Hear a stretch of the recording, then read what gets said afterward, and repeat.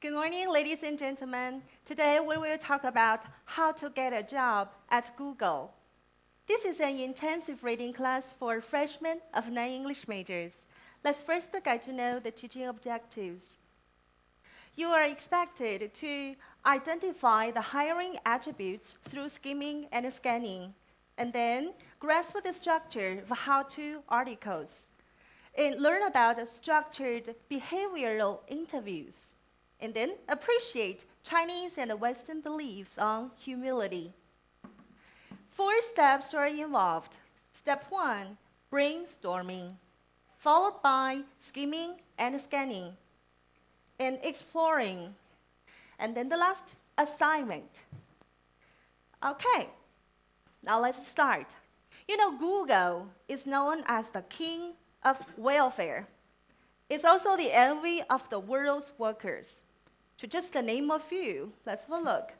You know, free laundry service, the on-site haircuts, and if you are tired at work, you can take a nap at the Metro Naps space capsule, and also a slide that brings you back to childhood and even serves as the emergency exit.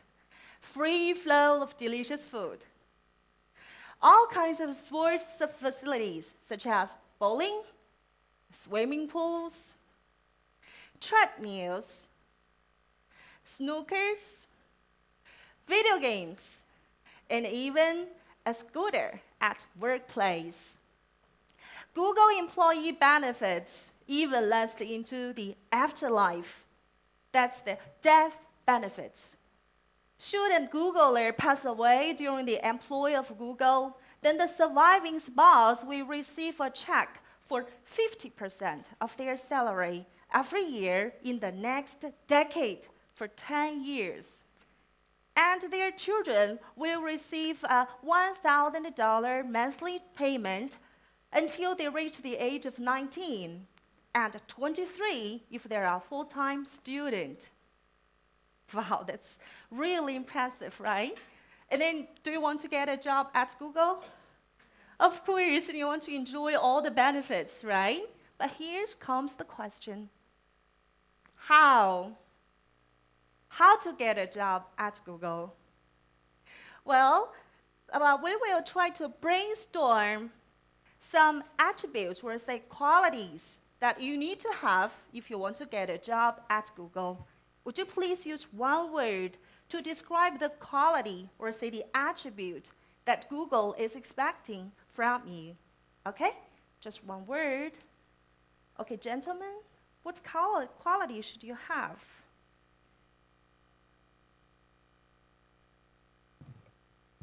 Perhaps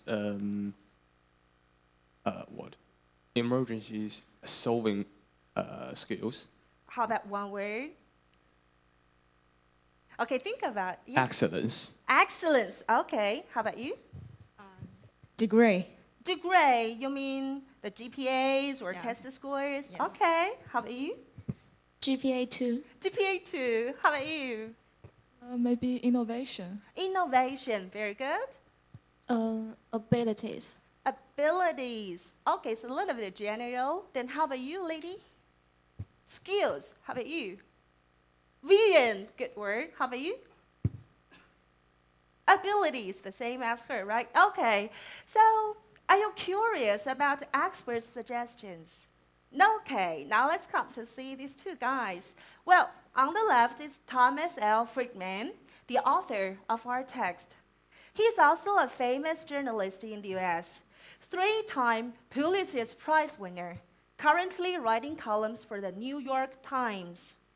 And that one, on the right, Laszlo Bach. He is the Senior Vice President of People Operations for Google. That is to say, this guy is responsible, is in charge of hiring for Google. Okay? And the text, as you can see, how to get a job at Google actually is based on Friedman's interview with Bach. Previously, Bach mentions that GPAs or test scores are worthless. They don't care about it. So people begin to wonder, then how's my kid gonna get a job? Similar to our question, right? In order to find out the answer, Friesman paid a visit and then interviewed Bach. And here comes to the article. It has 10 paragraphs, as you can see, and it follows a typical how-to structure. That is to say, let's have a look.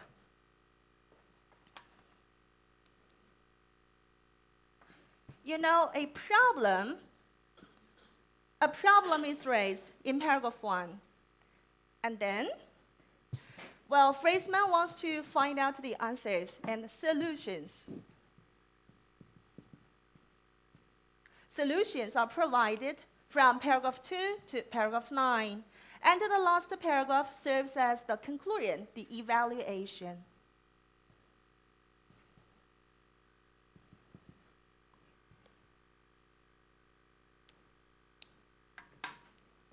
But you may be surprised that GPAs and test scores are not so important.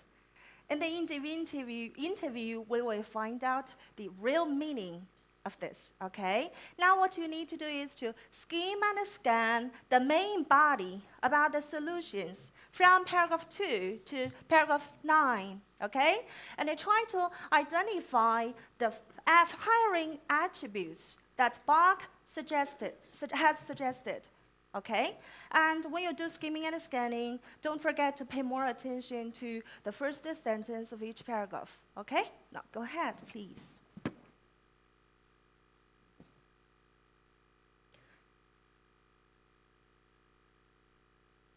It follows this logical sequence. So try to locate some tips like the number one thing, the second, something like this. Okay?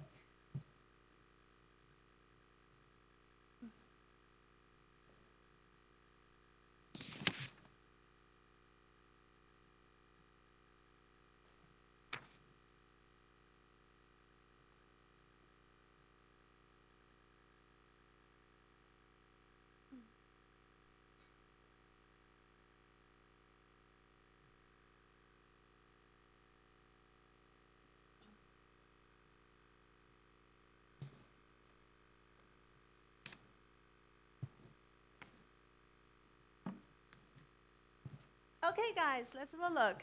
You know, in paragraph 2, and then we got a sentence, don't get him wrong. Bach, have a look at the word. Bach begins. Okay, this is the starting point, right? How about the next paragraph, paragraph 3? You know, there are how many factors, how many attributes? 5. Okay, there are 5 attributes. Okay? And how about the first one? Did you find the tip for logical sequence? The number one thing. Okay, very good. What is the number one thing?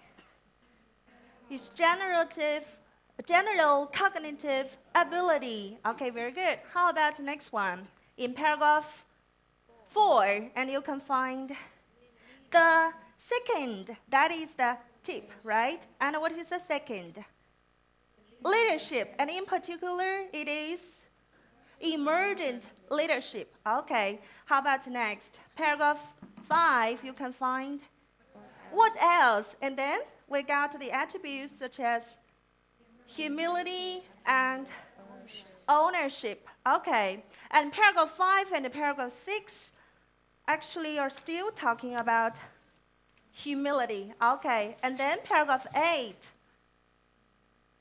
The least important they look for is, okay, expertise. Very good. You see? And then the paragraph 9, the first sentence, you got the tips like to sum up. Okay, very good. That's a summary. So you see, we have 5 attributes, hiring attributes that are very crucial for Google or even other places, wherever you go to work. Now let's try to explore those in detail. What is general cognitive ability? Is that IQ? No, we say it's not IQ. It's not IQ. So what is cognitive ability? It's learning ability. And then Bach uses 2 more sentences, the parallel structure, to further explain what is the learning ability. And we know that's the ability to process on the fly. It's the ability to pull together disparate bits of information. That's to say, pull different information together and also to process on the fly. What does this sentence mean? What does this sentence mean? What does this mean? To learn quickly. Okay, you mean on the fly? This means to do something in a hurry? Okay, do you agree with her? Yes? Any different ideas? To process on the fly. Yes, please? Be efficient in learning something new, right? Okay. Actually, to process on the fly is computer language. In the computer sense, it means that the work is being done while the program is executing. That is to say, to do something online, so you can get the latest information, rather than do something offline, typically beforehand.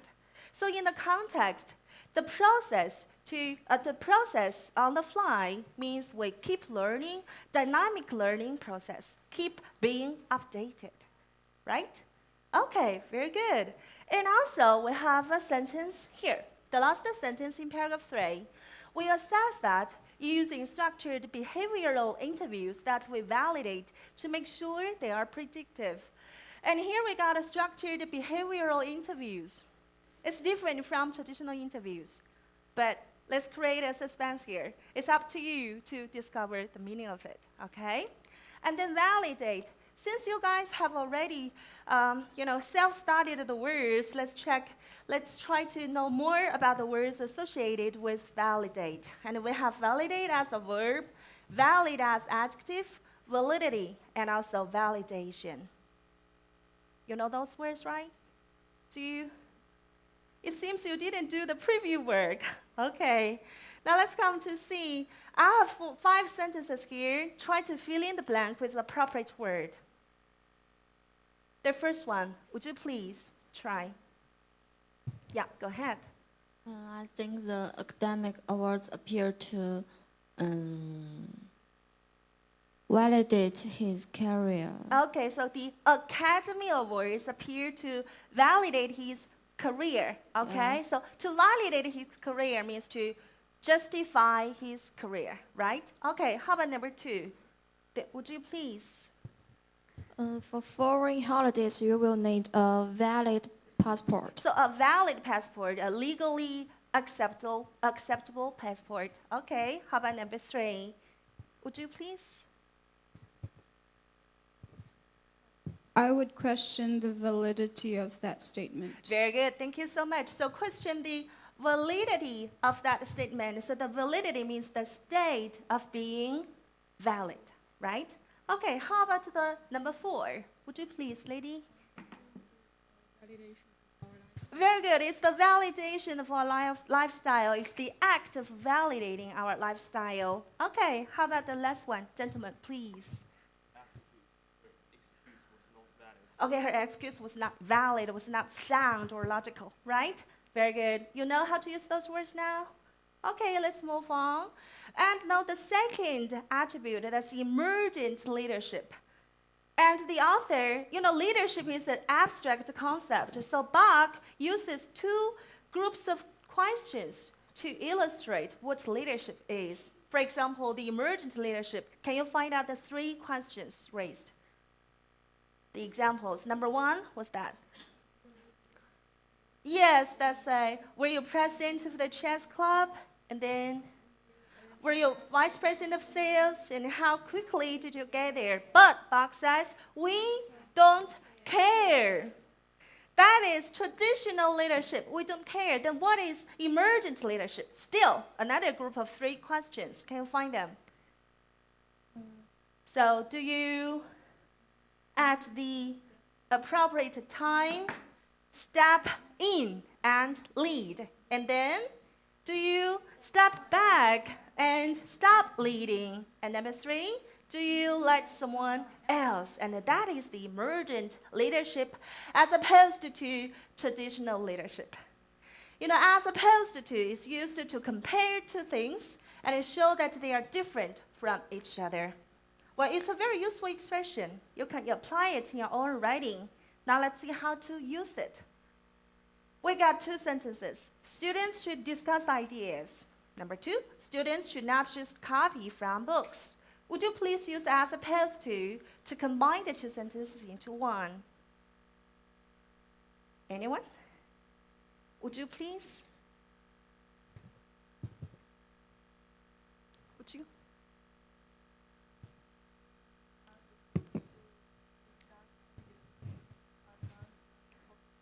I'm sorry, it's not a be supposed to, it is as opposed to.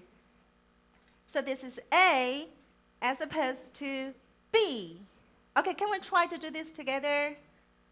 So students should discuss ideas as opposed to not to just to is a preposition to copying from books. Very good, thank you so much. So students should discuss ideas as opposed to just copying from books. Okay, and for other attributes like humility, the author uses 3 paragraphs to further explain it. But for time's sake, we'll have to leave it until next time when we meet, together with other paragraphs and other stuff of this text. Okay? Let's come to your assignment. You know, humility is a virtue both cherished in China and Western countries. And what's your own understanding of humility? Based on the text and what you can find, please share with your classmates. And do not forget to post your answers on Moodle. Okay, that's the website. And it's due on November 19th. Okay, and another one. It's a real play. Still remember the suspense that I left just now? The structured behavioral interviews. What are they? And how to prepare for them? You know, if I tell you, you will forget. If you get involved, you can remember and understand. So please try to search for some information and prepare for a structured behavioral interview next time when we meet. Okay? Then so much for today. Thank you. Bye. Thank you, contestant number 7. Here comes the questions for you. Okay, we have 2 minutes left, 2.5. So would you suppose you are going to use these 2 minutes to tell the students how to use this attribution error? What does it mean and how to use it? Okay, thank you. What would you do to teach them? Okay, thank you for your question. Well, as for attribution error, first I will ask them whether they know the meaning of this. Probably some people are not quite sure about this if they do not do the preview job. And then attribution, and we know a phrase, attribute to. Well, do not tell me. Okay. Show. Show them, right? Okay, so guys, do you know the meaning of attribution error? No? Okay, so you know the phrase attribute to. Attribute to, for example, he failed in the exam. He attributes it to his laziness, you know, attribute to. So here attribution means the reasons, the causes of something. Well, here attribution error. So if you did something wrong, what kind of reasons can you find? For example, just now, sorry, I have to take you as an example. I say you failed in the TM4 or CT4, then what's the reason? You haven't prepared for it enough. Okay, so you got actually you are trying to find the causes from your point of view, right? Okay, and would you blame others for it? Like my teachers didn't urge me to prepare for that. Like my mother didn't, you know, try her best to prepare a good meal for me, so I'm hungry in the test or something. Okay, that is the attribution error, just like here, like humility. If something good happens, they say, yes, because I'm a genius, of course, it's good. But if something bad happens, you would say, it's not my fault. It's Oh. because he is an idiot. Okay, class is over. Thank you. Thank you. Would you please explain this, the phrase in the last sentence of the second paragraph from the Second end? paragraph, okay. From the end. From the end, Yes. okay. It's just an extended adolescence. What Okay. is this extended adolescence? Thank you for your question. For extended adolescence, after college, people are expected to grow mature, to get prepared to step into the society, to get prepared for the job interviews or something. But here, if you didn't learn the attributes mentioned here, it's just like you spend 4 more years in college as not adults, but as immature people. So that is why we have postgraduate. Yeah, thank you. Right. Okay. Then, incidentally, you see, before that, there's a word just in squared brackets. What is the reason? It's just an extended adolescence. This just is Well, in this squared brackets. Thank you. What does that Well, mean? in my understanding, because Bach didn't use this word in the interview, but the author thinks that it's essential to have this word here, so he just chose to use the brackets. Thank you. Thank you. Okay, thank you very much.